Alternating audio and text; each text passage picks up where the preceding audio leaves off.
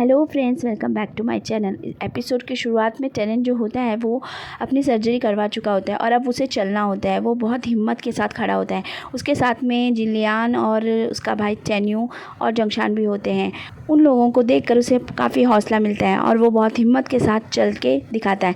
वो एक कदम लेता है, टेन्यू उसे देखता ही रह जाता है और उसके लिए बहुत खुश होता है। डॉक्टर कहते हैं कि आज इन्होंने एक कदम लिया है, कल ये और अच्छे से करेंगे। सीन यहीं पे कट हो जाता है। डॉक्टर जिलियान को बताते हैं कि टेनेंट जो है वो कभी एक्सीडेंट के बाद चला ही नहीं, इस वजह से उसके पैर पैरालाइज जैसे हो गए हैं। उसमें दोबारा जान लाने के लिए उसे बहुत ज़्यादा मेहनत करनी पड़ेगी, लेकिन वो लड़का बहुत ही ज़्यादा हिम्मत वाला है, ज़रूर कर लेगा, इसलिए आप लोग फिक्र मत कर। अगले दिन फिर टेनेंट चलने की कोशिश करता है। जिलियान उसके साथ ही खड़ी होती है और वो उसे काफ़ी हौसला देती है और इस वजह से टेनेंट 2-4 कदम और चल लेता है। सीन यहीं पे कट हो जाता है। अगले सीन में हमें दिखाते हैं कि लंगशान जो होता है वो अब एक नया प्रोजेक्ट कर रहा होता है जिसमें वो एक स्कूल बनाने वाला होता है। उसकी तबीयत थोड़ी ख़राब लग रही होती तो अंकल चैन बोलते हैं कि तुम डॉक्टर को दिखा दो। वो बोलता है नहीं, मैं बिल्कुल ठीक हूँ, लेकिन अंकल चैन उससे कहते हैं कि नहीं, मेरे लिए ही दिखा देना। अब लंगशान जो है उसी हिल स्टेशन पर होता है, वो अपने घर में होता है। दादाजी के साथ में उनकी पोती भी होती है। वो बताती है कि बाजू वाली आंटी ने मुझे बताया था कि क्रिसमस के दिन एप्पल खाने से सब विश पूरी हो जाती है। ये सुनकर लंगशान को समझ में आ जाता है कि जंगशान ही वहाँ पर थी। वो उसके घर के बाहर काफ़ी देर खड़ा रहता है। सीन यहीं पे कट हो जाता है। अब हमें शाओजू को दिखाया जाता है जो कि बहुत ही ज़्यादा उदास होती है। वो अपनी जान देने की कोशिश करती है तो बाबा बताती है कि शाओबू वापस आ गया है। जैसे ही उसे ये बात पता चलती है वो लोग सारे भागकर घर पहुँच जाते हैं। वहाँ पर शाओबू को देखकर सब चौंक जाते हैं। शाओबू बोलता है कि मैं इस वक्त किसी से मिलना नहीं चाहता, मैं ऐसी हालत में किसी से भी बात नहीं कर पाऊँगा, तो आप लोग सब जा सकते हो। लेकिन शाओजू नहीं जाती है।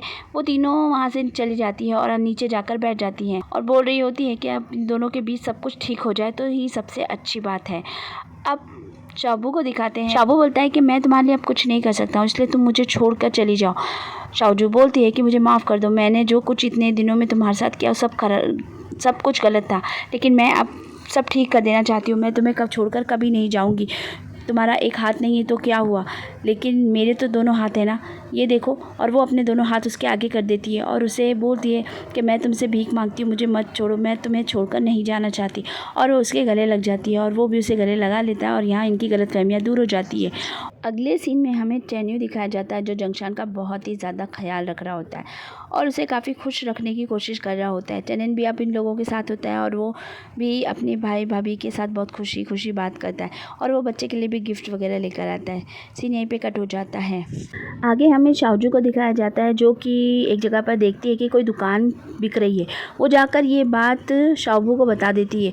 वो बोलता है कि अभी हमारे पास इतने पैसे नहीं हैं। वो बोलती है कि लेकिन हम काम शुरू करेंगे तो सब ठीक हो जाएगा। मानती हूँ, लेकिन हमें ये करना पड़ेगा। वो भी उसकी बात को मान जाता है और कहता है ठीक है, एक नई शुरुआत तो हमें करनी थी तो इसी से करते हैं। और दोनों मिलकर दुकान खोल लेते हैं। वो लोग एक गैराज वाली दुकान ही खोलते हैं जहाँ मोटरसाइकिल वगैरह ठीक होती है। वो दोनों अपना काम बहुत ही अच्छे तरीके से कर रहे होते हैं। इन दोनों का काम काफ़ी बेहतर चल रहा होता है। दोनों अपने काम से काफ़ी खुश भी होते हैं और दोनों एक दूसरे के साथ भी बहुत ज़्यादा खुश होते हैं। शाओबू जो है अंदर कोई सामान ढूंढ रहा होता है, तभी शाओजू वहाँ पर आ जाती है और उससे हंसी मजाक कर रही होती है।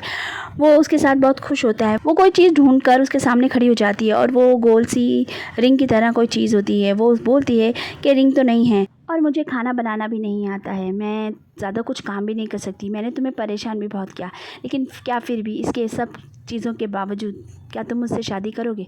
ये सुनते ही शाओबू बहुत ही ज़्यादा इमोशनल हो जाता है। वो फ़ौरन उसकी उंगली में वो अंगूठी की तरह पहना देता है और उसे गले लगा लेता है। और गाइस, यहाँ पर इन दोनों की हैप्पी एंडिंग होती है। आगे हमें जिलियान का घर दिखाया जाता है जहाँ पर पता चलता है कि उसे बहुत बड़े कॉलेज में एडमिशन मिला है आगे की पढ़ाई के लिए। उसकी माँ बहुत ज़्यादा खुश होती है, लेकिन वो बोलती है कि मैं नहीं जाऊँगी। तो उसकी माँ उस पर बहुत चिल्लाने लग जाती है कि क्या टेनेंट की वजह से ऐसे कर रही हो। उसके पापा कुछ नहीं बोलते हैं, लेकिन उसकी माँ को थोड़ा समझाते हैं। वो जाकर अपनी बेटी से बोलते हैं कि तुम जो करना चाहो वो कर सकती हो, हम तुम्हारे साथ हैं। वो बहुत खुश हो जाती है। आगे ये बात जो है टेनेंट को भी पता चल जाती है।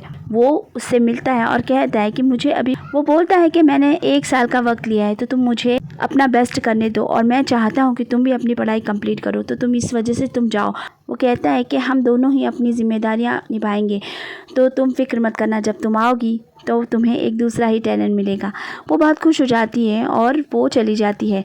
दोनों वीडियो कॉलिंग के ज़रिए एक दूसरे से बात करते हैं और बहुत ही खुश नज़र आ रहे होते हैं। जिनलियान जो होती है अंकल जो को शुक्रिया अदा करती है कि आप वहाँ पर हो तो मुझे कोई भी फिक्र नहीं है।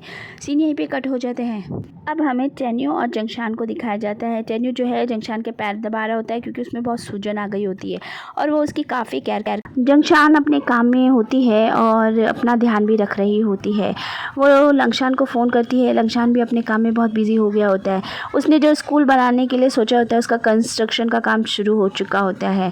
आगे सीन में दिखाते हैं कि टेनन भी बहुत मेहनत कर रहा होता है अपने ऊपर ताकि वो जल्द से जल्द चल सके, लेकिन बहुत ही ज़्यादा मुश्किल होता है ये सब कुछ। वो बेचारा बहुत थक जाता है। टेन्यू बोलता है कि तुम हिम्मत मत हारना बस, और एक दिन कामयाबी तुम्हें ज़रूर मिलेगी। टेनन उससे बोलता है कि वो कहता है कि हाँ भाई मैं अपनी हिम्मत बनाए रखूँगा। सीन यहीं पे कट हो जाता है। अब हमें पूरा 1 साल आगे का सीन दिखाया जाता है। वादे के मुताबिक जिनलियान की माँ और उसके पापा रेस्टोरेंट में इंतज़ार कर रहे होते हैं। टेनन जो है वहाँ पर आने वाला होता है। उसकी माँ उसके पापा से कह रही होती है कि अगर कुछ नहीं हुआ तो जो मैं बोलूँगी वही होगा। तो उसके पापा बोलते हैं कि अभी देखते हैं ना पहले क्या होता है। अब हमें जिनलियान और टेनन को दिखाया जाता है। टेनन अपने पैरों पे चलता हुआ उनके सामने आ जाता है। जिनलियान की माँ उसे देखती ही रह जाती है और वो कुछ बोल ही नहीं पा रही होती है। टेनन जो है वो बैठ जाता है और वो बोलता है कि 1 साल, लगभग 1 साल हो चुका है। मैंने आपसे जो वादा किया था, क्या मैं अपने वादे पर खरा उतर गया हूँ? ये देखकर उसके पापा बोलते हैं हाँ बिल्कुल। उसकी माँ तो कुछ बोल ही नहीं पा रही होती है। टेनन जो है वो बोलता है कि अब आप मुझे इस काबिल समझती हैं ना कि अपनी बेटी का हाथ मेरे हाथ में दे सकती हैं। इसी के साथ सारे लोग खुश हो जाते हैं और सीन यहीं पे कट होता है। अगले सीन में हमें दिखाते हैं कि टेन्यू अपने काम में बहुत ही ज़्यादा बेहतर हो गया होता है और उसकी कंपनी भी काफ़ी अच्छी चल रही होती है और वो एक जगह पे लेक्चर देने गया होता है और उसका बहुत कामयाब होता है। अगले सीन में हमें दिखाते हैं कि टेनन का बेबी हो गया होता है और वो उसे खिला रहे होते हैं। तभी लंगशान का फ़ोन आ जाता है। वो उससे बात कर रही होती है। वो जो है अपने भाई को कहती है कि नए साल पर तुम आओगे नहीं क्या? तो वो बोलता है कि नहीं, मुझे बहुत ज़्यादा काम है, शायद मैं नहीं आ पाऊँगा, लेकिन तुम खुश रहना। और सीन यहीं पे कट हो जाता है। आगे हमें दिखाया जाता है कि जंगशान जो है शाबू से बात करती है और उसके हालचाल लेती है। अब हमें शाबू को दिखाया जाता है जो कि शाओजू के साथ में बैठा हुआ होता है और वो दोनों भी अपनी ज़िंदगी की बातें कर रहे होते हैं। वो बोलता है कि बचपन में हम लोग कितने खुश रहा करते थे, लेकिन अब सब कुछ बदल गया, सब अपनी अपनी लाइफ में बिजी हो गए हैं और अब हम दोनों यहाँ पर अकेले हैं, हम दोनों ही यहाँ पर काफ़ी अकेले हैं। तो वो बोलती है कि फ़िक्र मत करो, अगले साल हम 3 हो जाएंगे, तो तुम्हें चिंता करने की ज़रूरत नहीं है। ये सुनकर वो बहुत चौंक जाता है और बहुत ही ज़्यादा खुश हो जाता है और काफ़ी हंसने लग जाता है। तो सीन यहीं पे कट होता है। इनकी लाइफ में भी खुशियाँ आ गई होती हैं। अब हमें बाबा को दिखाया जाता है जो शावू के घर पर होती है और वो उनकी भी फैमिली काफ़ी खुश होती है और ये लोग भी सब खुश हो नज़र आ रहे होते हैं। आगे हमें सारी फैमिली दिखाई जाती है। दादाजी, ये सारे लोग बैठे हुए होते हैं साथ में और न्यू ईयर मना रहे होते हैं।